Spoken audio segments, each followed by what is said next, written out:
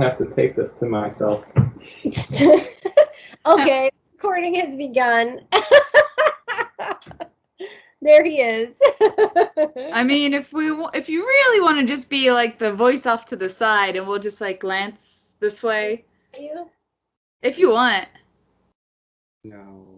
No. That would be funny though. That would It would be kind of funny. like we never know the actual guy that keeps talking.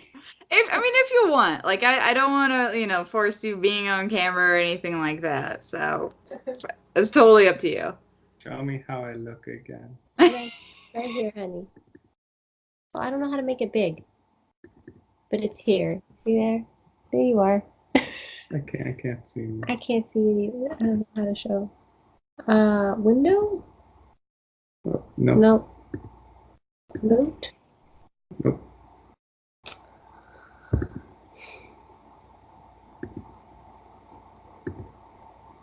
Share screen. I think I'll see your screen if you do that. Oh, right. That thing again. Yeah, I think share screen is that one. Okay. Show reactions? What's that? Skype is weird. Skype is weird. Go ahead, try show reaction, see what that does. Okay. Oh, it's just these little things. Forget that. Little hands, face. I don't see any of the. Oh, like emojis? Yeah. Okay, so that's what you look like, Kenny. Oh. Oh. Where'd it go? Here we go. That's what you look like, darling. How do I look? You look great! Would I look better in blackface? No! No! You look pretty. Nobody does. But prettier than... Yes, you do. Okay, your hair is suave. Okay. We ready? Can be. Oh. Cover your boobies. Okay. We have an intro ready for you. Do you need some wine? What? Need some wine. Loosen up. Right? Actually, we have grape juice. I might get some grape juice. Yeah. You want some? Oh, you have something here too, then. I do. Oh, Thank you. Sorry, I'm not gonna. Married life. Yes, right. Oh, you didn't get it yet. I will brush my teeth. I will be back. Never again. Oh no, you ran away. Don't you still have that leather cape from Comic-Con? I do. You want me to wear the leather? I don't know. Oh boy. That would be weird. We're gonna up this up a level, Seth. A lot of the characters wear leather. I think we should look into all having wigs for our last episode. And just dressed. Oh my god. I shouldn't have straightened my hair, then I could be Miss Sunday. Okay. Oh, that'll be so good. Oh my gosh. It's okay. I agree. By then I'll have curly hair by the end. Do it. Do it. Only if you're the red woman. Yeah, everyone says it. I can be, but I have to look like really mean and stern all the time. Just like, indeed. That works. I know. I gotta like make her face. I can't. It's not my natural face. Okay, I need to put my notes somewhere so I can see them. Do my notes block anything? Right now, I don't see any of your notes. You just see the visual. I only see your webcam, and I see my picture-in-picture for your webcam, so I could see what's going on in my screen. Okay. I guess I was moving my picture-in-picture around during the recording that you just did. Yeah. You weren't able to see it. It didn't affect anything, right? Like me. I don't. It was just 50-50 split screen, right? Yeah, no, I don't think. Yeah, it was just 50-50. Okay. Was there like a lot of black areas, or was it like just like down the middle, or? It's a good question. I really don't remember. I think it was just your face, you, and then us. Everything I see here was on the side, and then ours was on the other side. I'm very confused. Hey, Hey, honey, you know what we could do? We just sit back a little bit. Like, see how I'm sitting back? I'm not that recognizable right now. I You're feel. not? Look, I'm like small. But your headroom Is high. There you go. That's nice headroom. I mean, Okay. I have like a little bit of headroom right now too myself. Yes. You want me to wear the leather? No, you don't have to wear the leather. No, Leather jackets, everyone, and AC's off, everyone. AC is off. AC. Ow. AC's off. AC is off. What? What? Aww. Oh, she's so cute. She's just like, you haven't pet me enough. She's been out all day. She's very annoyed. Aww. Yeah. Hey.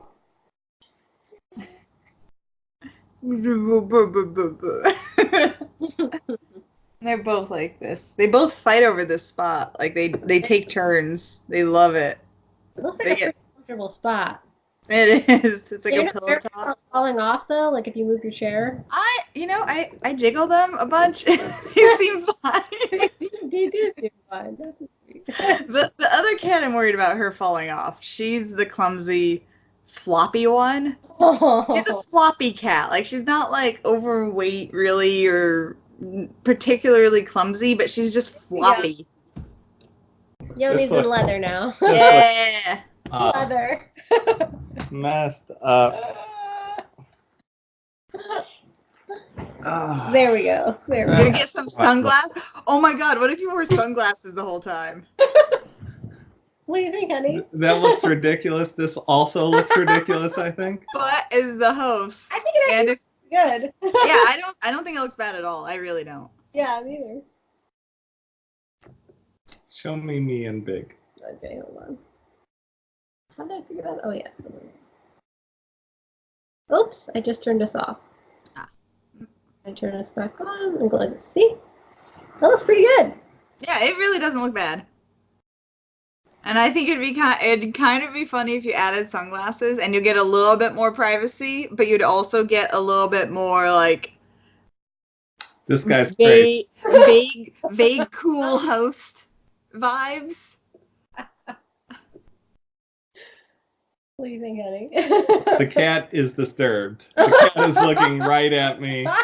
It's like, She has resting cat face. can I eat that? She was upset I stopped petting her. I love that short hair. It's so like nice on a kitty. Oh yeah, the other one's floofy. You'd like her too, though. You sure William, that this is hot? Well, you don't have to wear it. You don't have to wear it. I want leather jacket and sunglasses. Just try it. It look like it's the right kind of not quite cool where it makes it cool. Maria, you have a clamp in your hair. Oh, right. I didn't plan on this. I like that we're doing it this way, though. I've gotten very used to the whole. I'm just gonna sit here and there's a camera and I do my BS. So I've stopped caring, as you can. Ponytail and hoodie, and I'm good. And this hoodie's probably gonna come off because it's already getting warm. So. Yeah. Okay. You know what? I don't think I got the glasses anymore. You don't have your glasses? Those were the ones that broke, remember? Oh, his sunglasses broke. What? That's sadness. Oh, wait a second. Wait a gosh darn second here. Oh, he found the broken sunglasses. Yes, that works. With only one? It has one side. Only one, like, hook or glass? I guess. You'll see. Is it a glass instead of glasses? No, it's glasses. Oh, sorry, Annie. Oh my gosh. Not the game. Oh no, the games. Oh, special game.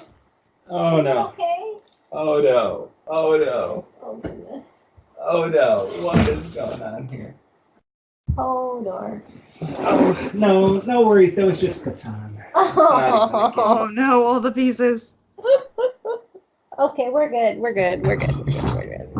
All right.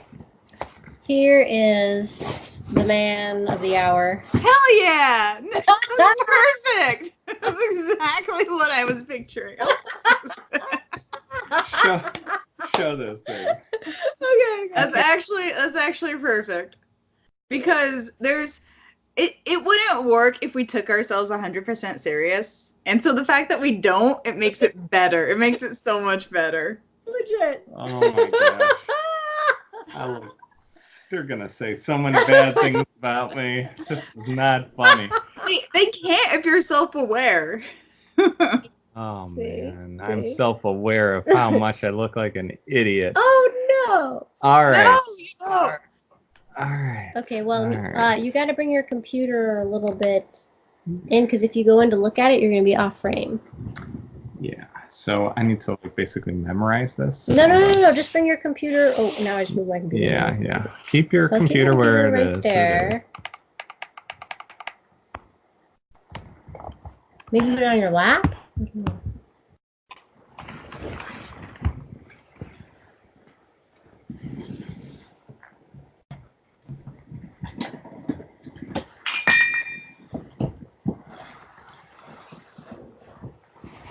We're getting there, Sash. Yeah, well, I'm like just trying to adjust my screen and figure out like where do I want my notes? Where do I want to look at your faces? Where do I want this stuff? Right. All right. Let me see. Yeah, I mean, take a snapshot and share it to chat. Got it. Stupid pop-up. Oh, close the door behind me. Ooh, this is gonna be hot. Here we go. Well, it's a shorter show now, so. Oh my gosh. I mean, if you guys need it, maybe we could all tilt our cameras down a pad. I feel like there's. Is that better? Yeah, that's a lot better. It's like closer. Your headroom's like shared with mine now, I'd say, which is pretty. It's good headroom, you know. Okay. Yeah. Oh, yeah. Okay. So we're counting it down. Are we recording? Yeah, we're recording right now. Still? Oh yes. My gosh. All right. Hello, all you spry viewers out there. You know what? I'm going to do tubers again. You're going to do tubers? I'm going to do tubers You do again. it. Do it. Do you? All right. Viewers, tubers. Hello, all you spry tubers out there. Welcome to the Dames of Thrones Season 8, Episode 2 recap, where filmmaker, gamer extraordinaire, and behind-the-scenes awesomeness known as Sesh, and the writing and directing sensation known as Maria talk shop on Game of Thrones. As for me, I'm Jonathan, and unlike our two experts, have no industry experience whatsoever. In other words, I'm like one of Jon Snow's battle plans.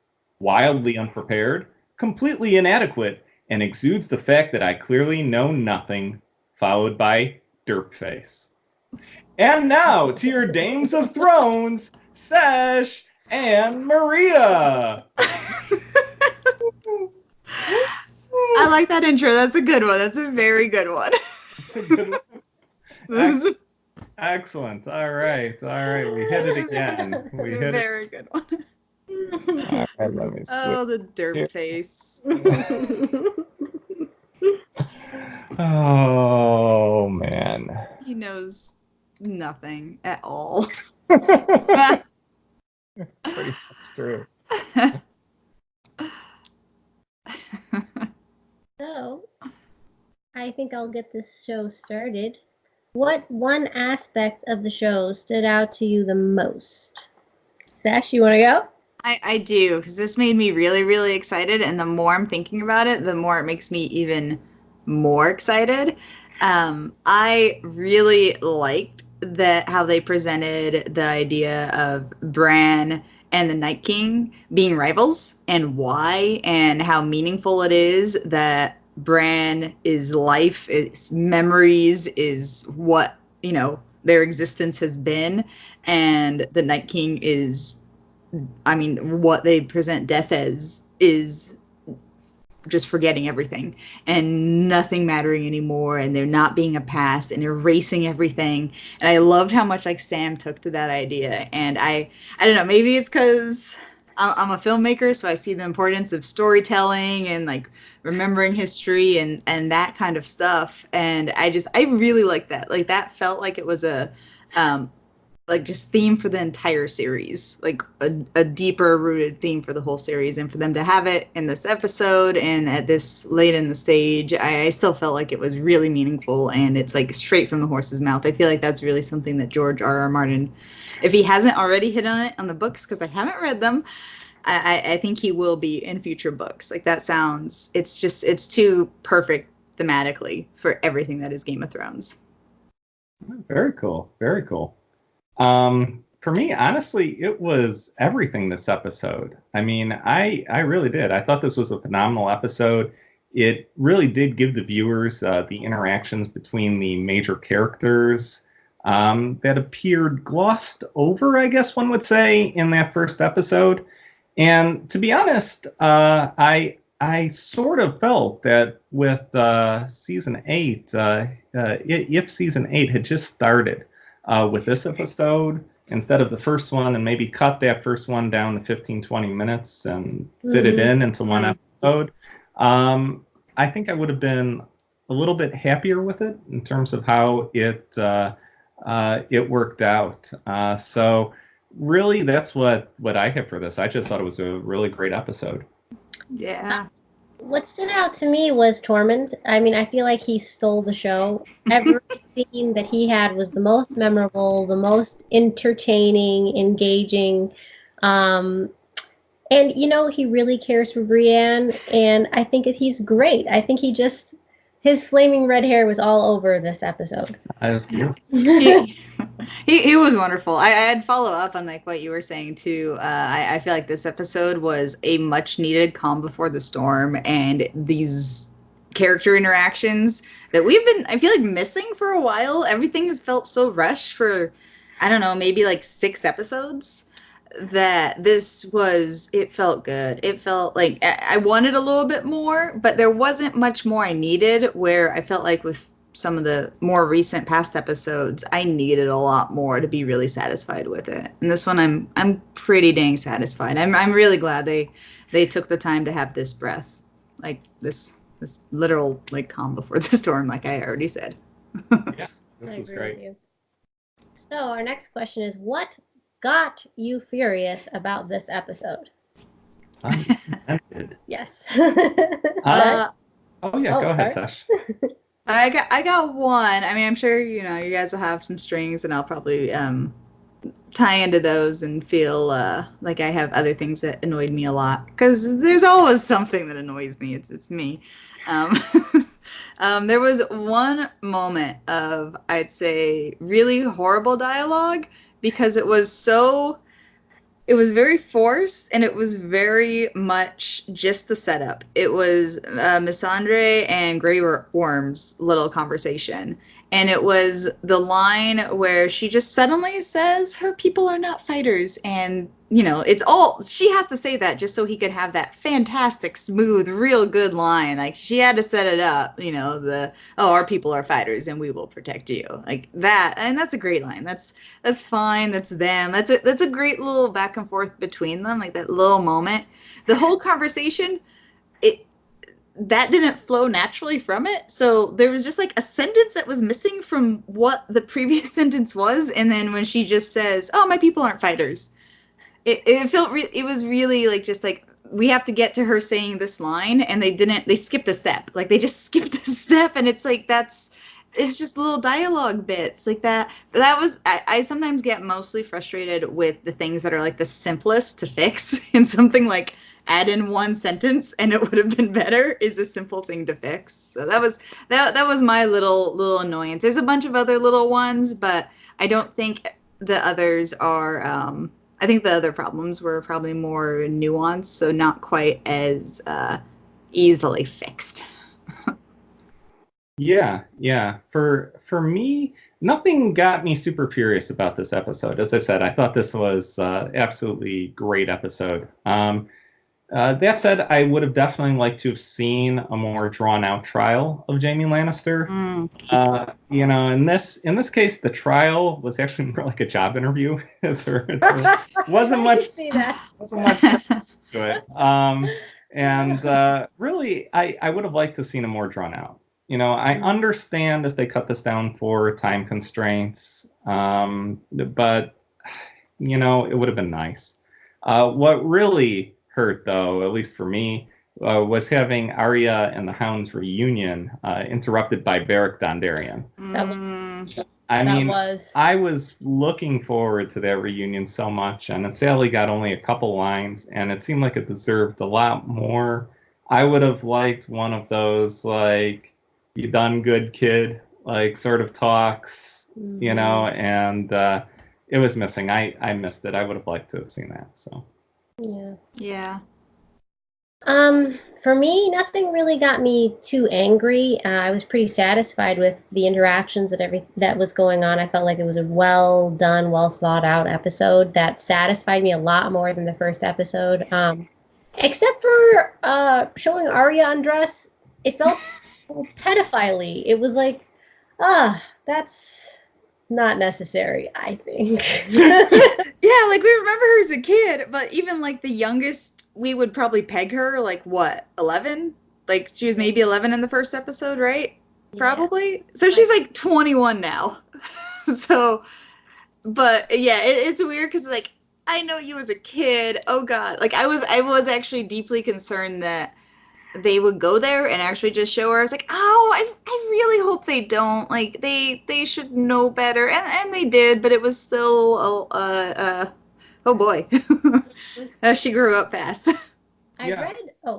Oh, go ahead. I read an article about interviewing Maisie Is it Williams? Macy Williams, yeah. And she said that the producers basically said, yes, this is a sex scene because she thought it was a joke. She didn't think she thought it was a prank. She's like, really? And they said, you can choose exactly how you want to be seen. If you want to be seen like more or less, it's your choice. At the same time, really, was it necessary? That's my question. Yeah, and actually we'll go into this in one of our next segments a little bit more. But I will say that just in case all the commentators and viewers are freaking out a little right now, HBO did leak that she was 18 in the episode. Her character was 18 in the episode, and Maisie Williams is actually a bit older. That said, though, just in terms of context and how time actually runs in the show, it did make it seem she was a lot younger than that. So I mean, I don't know. In the books, maybe she's got to be younger than that. She's got to be like 14 or 15. So it just seems young. Yeah, I'm curious about how many years has actually passed. Like we've looked at young Sam, and we see that he's only like maybe a couple years old. I guess I need to see again, but maybe like possibly 3. Which isn't a whole lot. Like that would still put Arya in like a teenage years. But I mean, it could be as long as 8 years that have gone by. It's tough to tell. It really is, especially since the stories are kind of. I would say they don't. They're not all happening at the same time as each other every single episode, every single season. Some stories I think are a little bit further along. Some stories are a little bit further behind. So it's tough to tell. Like and it almost wouldn't really matter because we've seen her grow up. So we still have like the kid in mind thinking of her. So maybe Essos, just each of its days. After something. She had a really hard life. Like she's aged like a lot more than other people. So, all right. Yes, for the next question we have, if you were this character, you would have done this differently. Sash, you want to go? Yeah, I think I might say Sansa again, who is still not really playing the game that she has supposedly learned so well. And I think her revealing her true concerns about Dany and the North and all these things that'll happen after the war, and like, okay, well, are we gonna fight you right after we're fighting them? Like all of that was very her feelings on her sleeve, and it was just not that game that we were supposed to, expect from her these days. And I'm annoyed that like Danny isn't also saying something along the lines of the North might be ruling with me if you catch my drift. Wink, wink. I love your brother. When we get married, right after this, that's when. Like, there's no marriage talk. Like, Sansa hasn't brought it up, even though she's like, oh, you love him. John hasn't brought it up. Danny hasn't brought it up. Literally, none of them have brought that up, but they have all talked about love and trust and all of that. And that stuff usually doesn't happen till way after marriage in this series, in this world. So I'm frustrated that she's still wearing that Sansa's still wearing her feelings on her sleeve like that. I'm frustrated that Dany's being like one track minded, even though she has expressed how she can be open to change and doing other things and waiting and being mature and doing the sensible things to get to the throne rather than just going straight for it. Like, why are none of them talking about that? Like, why are none of them having like that little bit of assurances when they talk to each other? Like, oh yes, we're on the same page about all this stuff, but here's this thing you can't trust me about. And then they just stop. They don't like say, "Oh, but don't worry about that. Don't. It might seem like you shouldn't trust me, but you can." Like, they don't have that, "but you can trust me" at the end of what they're saying. So I'm a little frustrated at that.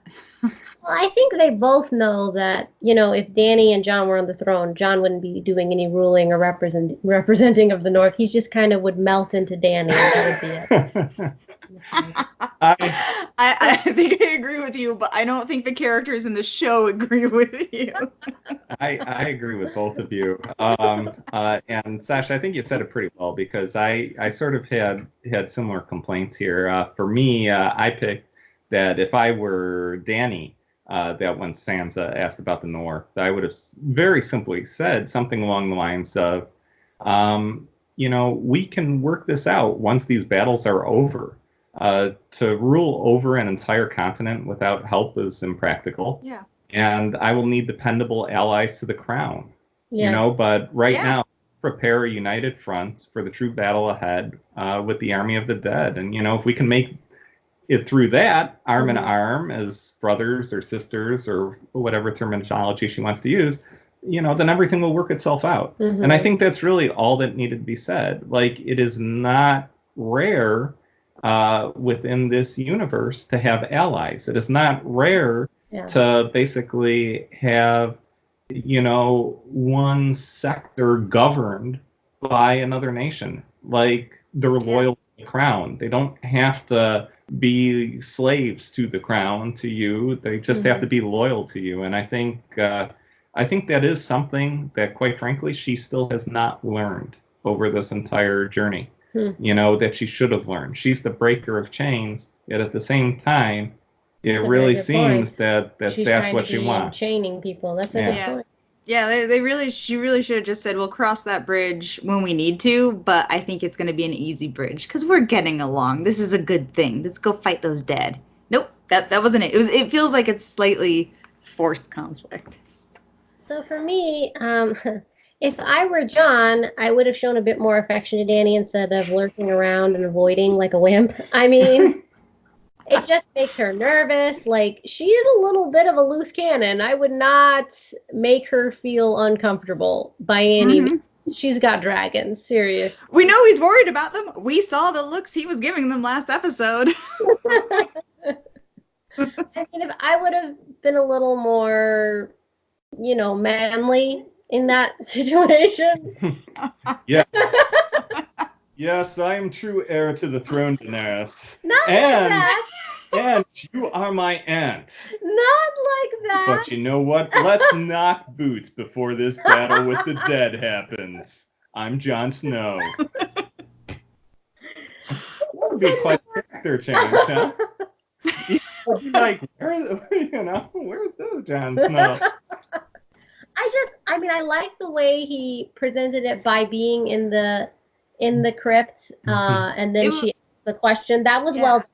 That was really well done. I really like that. Like that was I didn't know how they were going to do it, and I was very happy with the way she was told. Like it was perfect, except he needed the and don't worry about me. You could trust me at the end of it, but he didn't. Yeah. I'll get to that in a second. Okay, so now to our next section is our love or hate game show. Woohoo! So, did you love or hate the following parts of the show? First one, the pacing of the episode. Sesh. I think I loved it. I think I especially loved it after the recent episodes we've had being so rushed and the timing being so bad about almost everything. For the most part, like I really like this. There was a couple of awkward cuts from scenes where maybe a minute or two longer overall would have been nice, but I actually really like the pacing of this one. Like it felt good. It felt like what we're, like it felt like before I started being worried about the series. Great. And yeah, similarly, I loved the episode. I loved it for sure in terms of the pace. Even though nothing momentous happened in this episode from a plot standpoint, the time that they gave to each reunion and just the remarkable attention to detail of how it would be for a city and army the day before a big battle, I just thought was tremendous. So great episode, in my opinion, in regards to pace. I also loved it. I felt like it gave the various characters enough time to be satisfying. Yeah. Next question. The much-awaited trial of Jamie Chucker of boys out of windows Lannister. Wonder who came up with that question. Sesh? I actually really liked it. It gave me everything I needed, and it went basically exactly how I predicted, where Tyrion was gonna stand up for him, but he's been on iffy ground. Brienne was gonna stand up for him, and that was gonna make a huge difference because of who she is, and he'll be fine. And Bran, Bran will just look at him and just be like, this petty crap doesn't matter. There's more important things. Like, and just not care that he was kicked out of a window and life literally destroyed and changed and everything because of Jamie. So I was really happy with it. It went surprisingly a lot how I predicted. More than I thought my prediction was going to be right. It was right. Yeah, you nailed that. Head on from last week. Rewatched that episode. Sesh got it. As for me, I was completely wrong. No, I did. I hated it though, to be honest. If simply because there was a lot of build up to it in the trailer from episode 1, so they made it seem like this was going to be like a key feature and key plot point to the episode, which never listen to the red herrings. No, right? But there was just no time really committed to it in the episode at all. So I definitely would have liked to see this play much longer and for much bigger stakes than it was, because I think that adds to the tension, that adds to the drama, that adds to the, hey, we have a war going on right here. We don't have time for this, So I would have liked to have seen that. For me, I enjoyed it. I thought it was artfully done. I especially enjoyed Bran's line of the things we do for love. I thought that was beautifully done. Yep. It's like, I know you. I know it was you, Jamie. Look at me. I'm not making a big deal of it.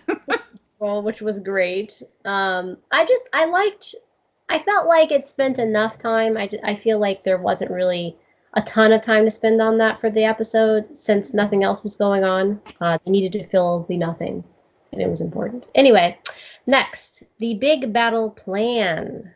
Love or hate? Sesh. Good luck, heroes. I think there's some good elements to it. I think the Night King tracking Bran and him explaining that was really important, and I think that's very interesting, and I'm really glad they have that in there. I think they're missing a lot of details. I think there's going to be something up with. I understand why our heroes don't want to use the dragons again. as they have in the past. But what are they going to do about the ice dragon? So I'm a little curious. I think I don't think it's going to be great, but I also think that this is going to be the episode where my other prediction of Bran warging a dragon is finally going to happen. So fingers crossed. That's what I'm looking forward to. Yeah. For me, from a military planning perspective, no, this was terrible. I hated it mainly because it seemed like no actual time was spent on the planning. What's their escape plan? Yeah. Like, they need one. Like, we know they need one. Yeah, all it simply was showing troops amassed on each side. There was no talk about battle strategy other than protect Bran, which great, cool. And I mean, at least at one point in the film, not in the war room, I don't think, but there was a mention that they would set trenches on fire. So I'm like, well, at least that's something. They have trenches, they have fire. But I don't know. I would have liked to have seen some strategy eked out, like, okay, this is what we're going to do. This is what we're going to do. One of the things also talked about in the episode was that they were going to flank the army of the dead. I have no idea how they're going to do that. Okay, I'm so worried for Brienne.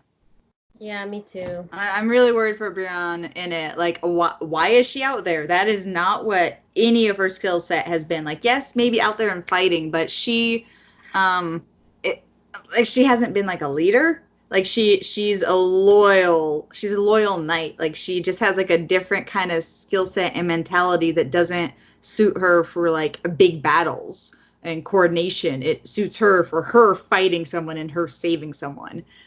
So I'm really worried for her. Like, why is she out there? That's not a good idea, guys. Yeah. For me, I thought the plan seemed pretty lame to have Theon protect the one thing the Ice King is after. It just bizarrely underthought out. Like, really? Okay. He sees the Ice King. He immediately runs to the wall and jumps over it. I mean, I don't know. Well, now that I think about it, maybe some element that has to do with his reek nature will come out. I don't know. Oh, wow. That's, that will, instead of running, turn into something else. I don't know. The Reek King? I don't know. When are we talking about who's going to die? So next, Dan Sansa's BFF Tea Party. Mm-hmm. I mean, I mostly talked about it, my feels towards it. Overall, though, like besides like the little ending and like what they were trying to make points of it at the end and what they should have said, I really liked it. I think I'm very happy that like Jorah's VIP this episode in a couple of ways, like him defending Tyrion and him suggesting that they talk their troubles out. And I think the talks actually were really good. It went really smooth and it went really natural. There wasn't anything jarring or weird. And I really did see how that they were connecting and that they are more alike rather than not alike. And I actually like the conversation besides my nitpick that I gave earlier. Yeah, for me, I will say that I loved it. I mean, it was definitely needed. Definitely needed.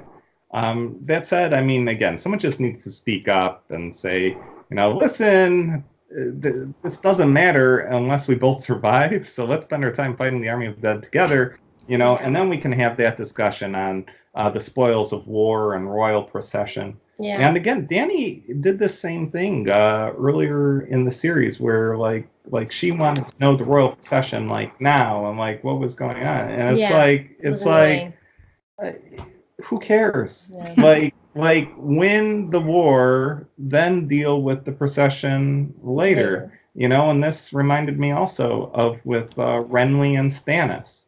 With Stannis going ahead and being like, I need everybody to like kneel before me. Kill the Lannisters. Yeah. Kill the Lannisters. Yeah. Then get the kneeling done. Make what? Useful. You could die. Renly could die. Lots of things could happen. You both could die. Then it doesn't matter. Hey, you both survived. Great. If you want to go ahead and fight over the Iron Throne there, do it, but get it done first. To be fair to Danny, Sansa's the one that brought up the issue, and Danny was also the one saying, "Hey, I put off my goals of rolling everything to help with this thing here and to help for Jon." And then Sansa comes back, "Oh, are we gonna roll? What happens after? How long is it gonna be till after?" Like she's the one that like brought it up too, which is I think again like why I'm so frustrated, because like she's supposed to be playing the game by now and being smart with what she says and manipulative in some way, and she's just not. She's literally just pulling a Ned Stark, like, dude, don't do that. Like your dad already died for it. So I mean, I loved it too. It showed a relationship starting to happen, and of course the inevitable butting of heads. I knew that was coming, so but I like to see a little headway there. I feel like with more trials and tribulations, they'll probably both lose a little bit more of their egos to finally kind of have a better relationship at the end of the day, I think. Yeah, that's sort of like meeting the in-law for the first time. Yeah. Heart to heart. Exactly. And everything's all sweet, and then all of a sudden, like, stab. Yeah. Okay, so next, Arya getting her groove on with Gendry. Sesh? Well, this was a thing predicted. It was a little odd because, again, like we have seen her grow up, even if she is, into her 20s. It still is a little jarring because we haven't seen her in this light at all. But it is believable that this has been her only crush in her entire life, and they do, like they get along. Like it's not like a really weird setup for them. I think it's okay. Like I'm all right with it, and I feel like she. She wanted to experience something with her one and only crush. She's seeing all these other people that are connecting and doing these and finding that connection in that kind of way or some kind of camaraderie. And I think she's also got a very, very dangerous plan brewing where she's maybe even feigning her confidence a little bit, like maybe taking the face of a dead man to get close to a dead king. So we'll see what she's got going on, but I think it was okay, like by the end of the series, it's okay that she grows up in a more normal way than we've seen her grow up previously. Yeah, I'm going to cheat again here, like I did last episode. So I was a bit apathetic on this one. I didn't outright hate it, and there was certainly chemistry between the actors there over the seasons.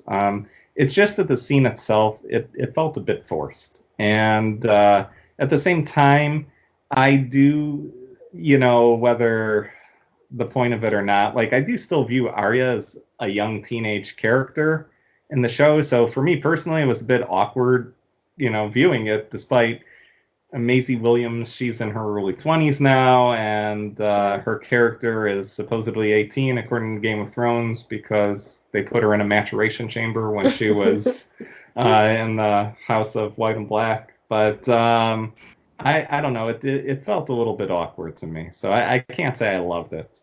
Yeah, for me, I thought it was kind of nice outside of the pedophile-ish feeling, because she was so comfortable with what she wanted. Yeah.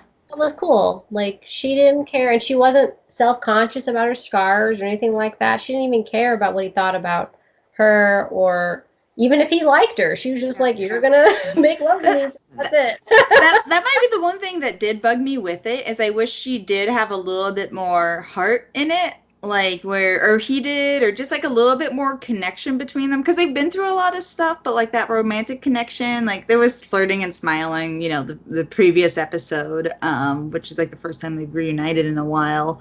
But it would have been nice for him to maybe ask about her scars and her actually be a little bit vulnerable with it and like say how she got this one particular scar, or just like just some kind of moment of like pillow talk or flirting rather than them just jumping on each other.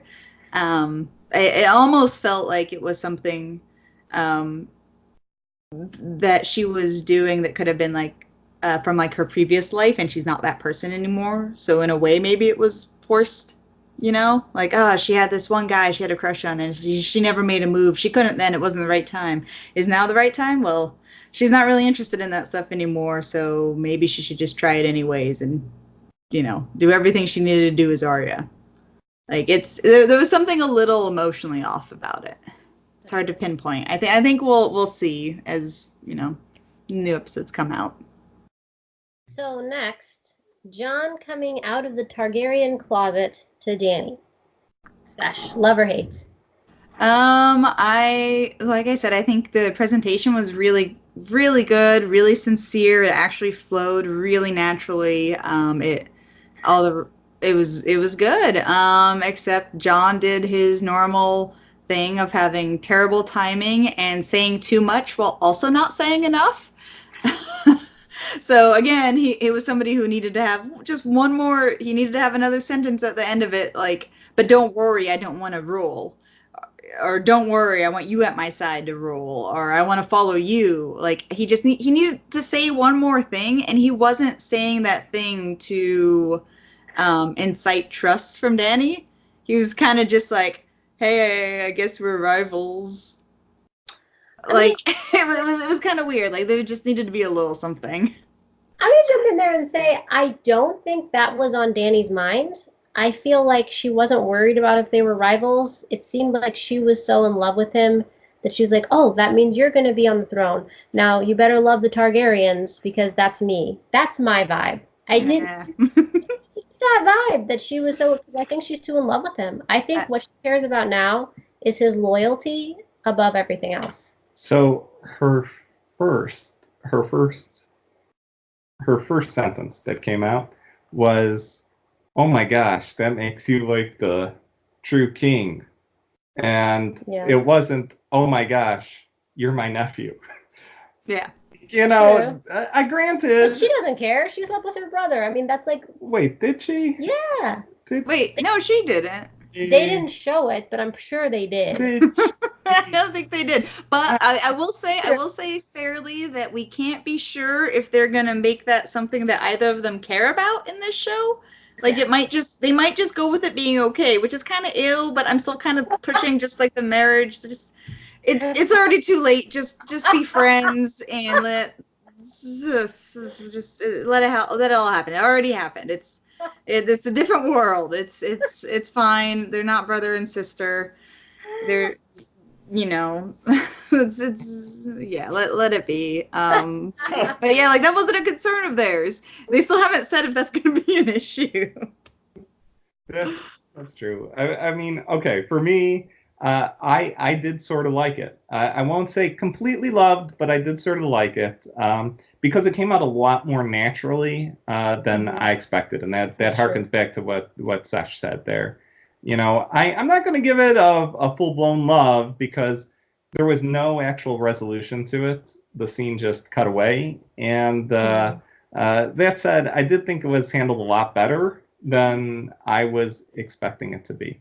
I do want to make a slight point here where there did seem to be a lot of unfinished business with each of these conversations.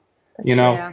And almost to the point where it did seem like the show writers themselves were probably thinking, let's use this as a actual theme and a point, that we're going to go into this huge battle and there is still going to be a lot left to be resolved. Like there is no resolution to it, That said, it just seems so simple, a lot of these resolutions, that it's just do it over with. Yeah, this one's like a really good example of that, I think, because I think it did end how it should have ended. Like it should have ended with like there being like this wedge between them that now they're both aware of, and now she's not sure about loyalty or trust, or she's having her entire dream and life and everything about herself being challenged by arguably the love of her life.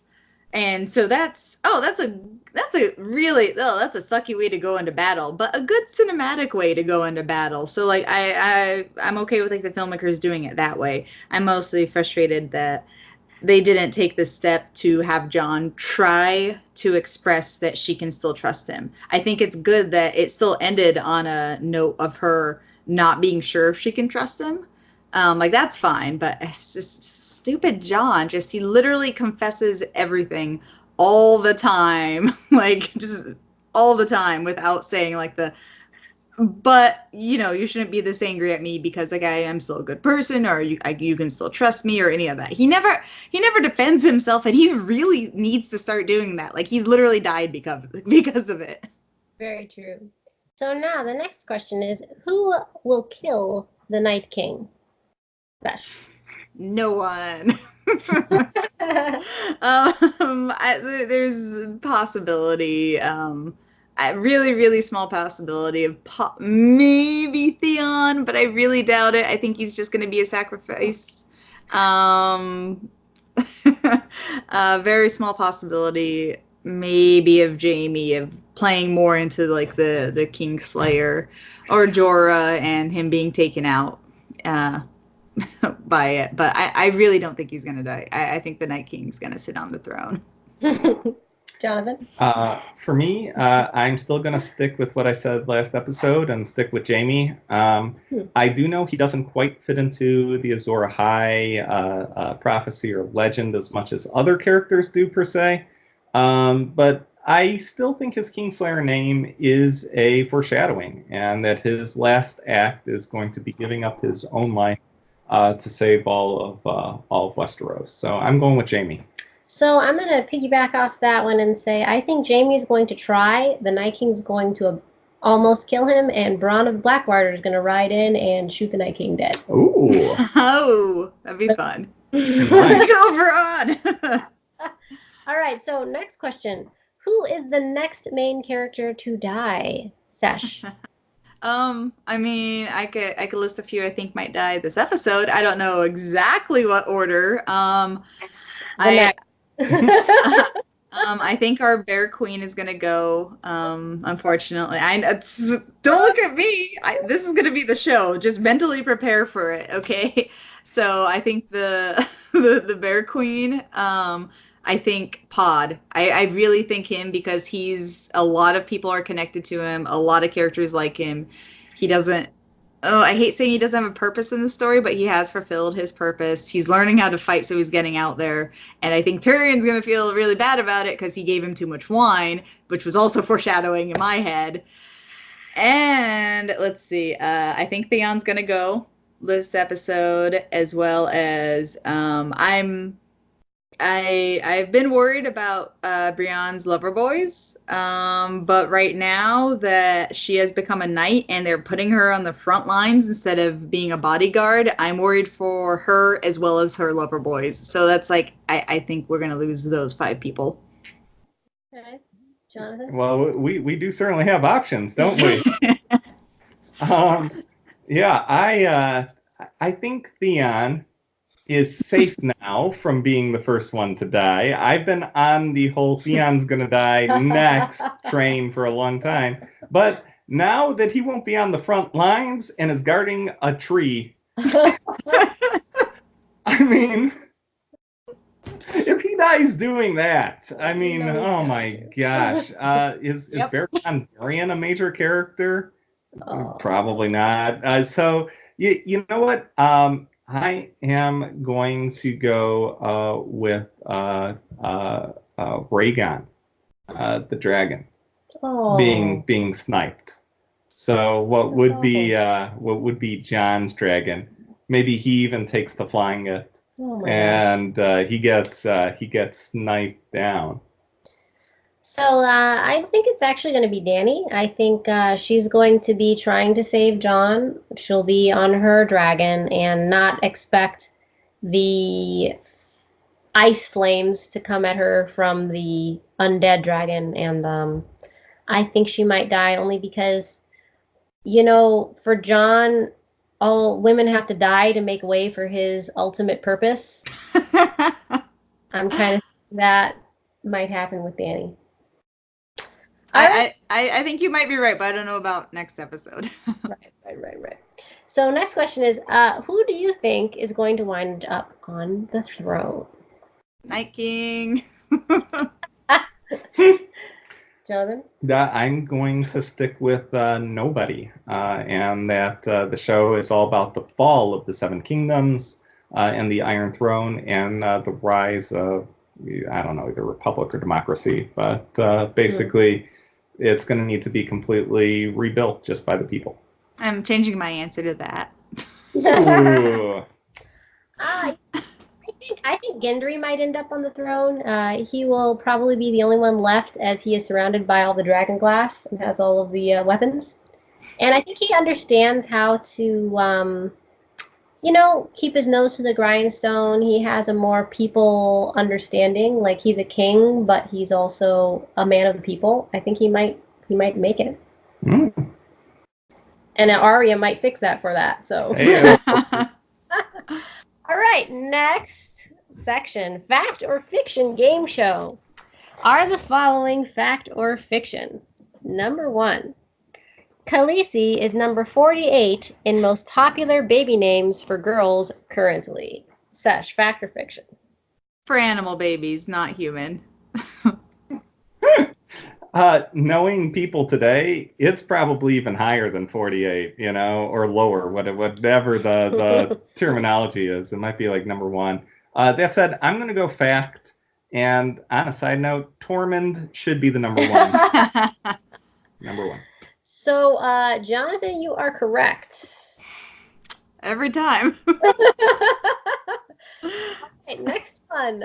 The Red Witch was almost cast as Cersei, but couldn't make the audition due to work conflict. Sesh, fact or fiction? I'm going to say yes. I think that's very possible. I'm going to go with fiction just because Lena Headey, it almost seems like the role of Cersei was written for her. I mean, she just seems like perfectly casted for that part. That is fact. Ooh. Yes. All right. I got one. It's rigged. Anyway, next question. King Joffrey's character was modeled after Caesar. Sesh? I believe so. I think it's I remember hearing something about his haircut being similar for that reason. Jonathan?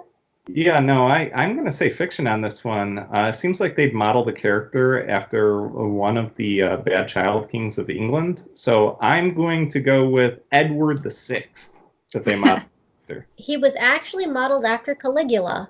Oh, okay. Well, interesting. And they chose him because he also looks like a little boot. Apparently, Caligula had a little boot look to him. I don't know. Anyway, our last fact of fiction. John Malkovich passed on playing Varys. Sesh? I'm going to say yes because you often hear those stars, those bigger names that don't end up latching on to that little unknown, low-budgeted pilot. I'm going to agree with Sesh here. Goes with fact on this one. I mean, he has the looks that he could be cast in that role. And it also definitely seems like something he'd just decline, like flat out. So I say fact on this one. That one's fiction. Oh my God! What? Shocking! Shocking! All right. So the next question is: we're done with the game. Now we're moving on to episode 3 teaser question. Who wins the Battle of Winterfell? Sesh. The dead. They need to think about their evacuation plan, like a few episodes ago. Truth. Well, wow, that you gave no wiggle room for that one. That is good. That is good. For me, this was a tough one. I actually have a feeling, just the way this season's going, that this is actually going to be a 2-part episode. That this is not going to be a 1-part episode. So I do have the Westerosi winning much of the first half. Only to have the dead in the crypt, along with the dead in the field, risen at the end of the episode to find out, oh my gosh, is this a completely fruitless endeavor or what? And I see in the 4th episode, so I see a really harsh battle. Really harsh. Lots of losses. In which Winterfell does barely survive. But they only find out that while they survived, that the Army of the Dead is still marching towards King's Landing. Like, completely undeterred. Do you guys That's think that? I also think the Ice King is going to win this. Do you guys think that the people in the crypt are going to come up? That I actually just wrote that in as something I wanted to talk about. I think it's really possible. We have seen like actual just pure skeletons with like loincloths. Like there's literally no flesh to have them move. Like it is like pure magic. So as long as there are some bones in the crypt that are still in skeleton form and not that deteriorated, it's very possible we'll start hearing like some claws at the coffins. I definitely think so. I mean, they have said several times now, the crypt is the safest place. The crypt is the safest place. Yeah. And all I'm like is, how is the crypt the safest place when you have like basically a necromancer on the other side, who can just raise the dead at will? Like that does not seem smart to me. Yep. Yeah, and they've seen it too. Like the bone versions. It's not about how much flesh they have, No. I mean, I guess range is a question, Yeah. but he seems to have decent range, the Night King, in terms of lifting things. Plus, I just want to see dead Ned Stark going at it. That's what I'm here for. Head in one hand, sword in the other, and just ready to go. Wait, was his head returned? Yes, they made a point of saying that wasn't it Catelyn that got the head back? She got his body. They never said about the head. I thought Jaime brought back the head. He might have. He might have brought back the body with the head. Did he? He might have done it as a gesture of goodwill. I thought he did. Yeah. I'm laughing about it now. I'm hoping it's not gonna be funny, even though they're definitely gonna play it serious. But yeah, I think there's a good possibility. They've shown just bones, so it's very possible. I don't think there's gonna be a threat of it though, because it is very much a crypt. Like everything is very like they're not the zombies, the skeletons, they're not stronger than humans that they've shown. They just have more resilience, so that doesn't mean they'll be able to break through all the cement and kill everyone down there. So we'll see. All right, so our final question of the night, episode 3 teaser: does Bronn of the Blackwater show up for the fight? Sesh? I don't think so. I think they're gonna save him for drama for later, like maybe the episode after, or maybe towards the end of the episode. But I don't think he's gonna be there for the fight. I'm going to go with yes, he will be there, but I don't think he takes major action quite yet, at least in regards to what Cersei wants him to do. That said, I eventually do see him being the one to put the final arrow in Jaime. Yeah, I do. Though I think it'll be a mercy kill more than anything. Like, I think Jaime's final act will be killing the Night King while sustaining, like, awful damage, and, like, Bronn's just going to stroll over and be like, well. Oh, that's sad. Yeah. I didn't think about that for him. That's I think a really good possibility of one of the two people he has to assassin to get all the wealth and riches that he was hoping for, and one of them dying anyways. I think they might be like, sure, take my head back to Cersei. You didn't do this to me. I could see him being in his castle at the end of all this, just miserable.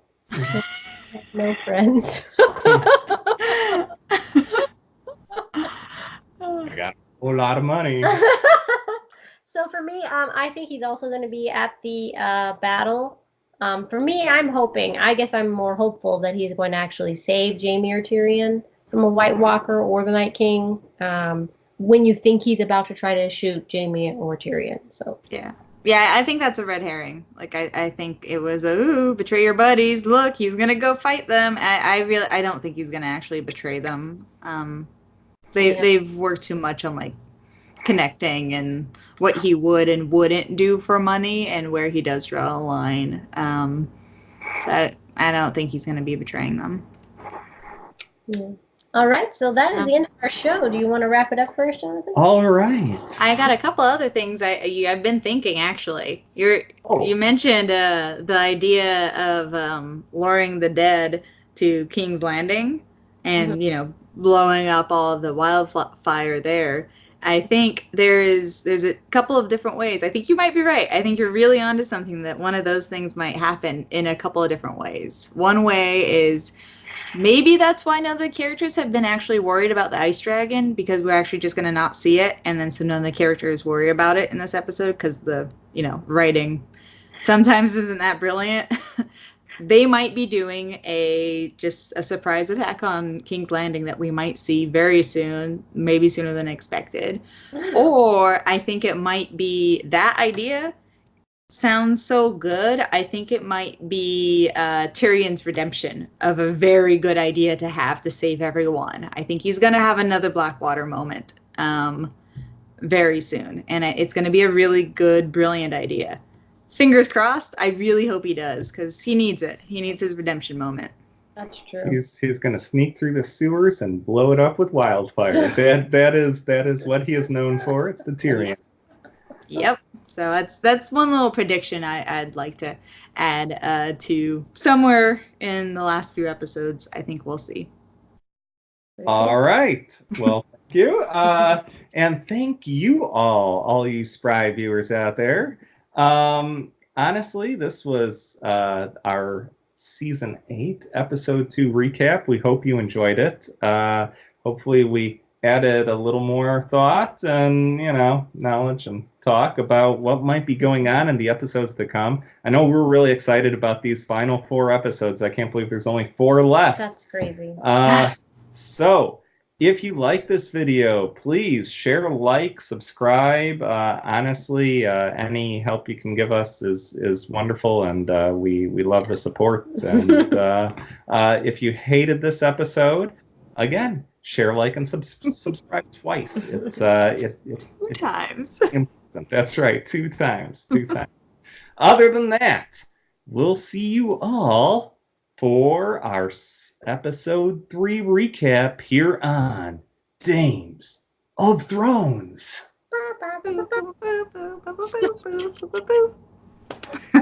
Night.